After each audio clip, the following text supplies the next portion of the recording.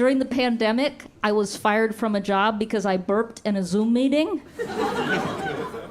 It's true. How does that happen? I'll tell you. I went to burp in the Zoom meeting, and I went to mute myself, but it turns out I was already on mute, okay? So instead, I unmuted myself, burped, remuted myself,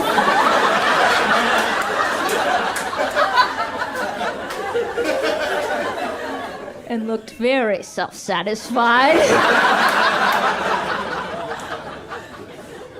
And then, this is also true, in the meeting where they fired me, they told me that afterwards I smiled.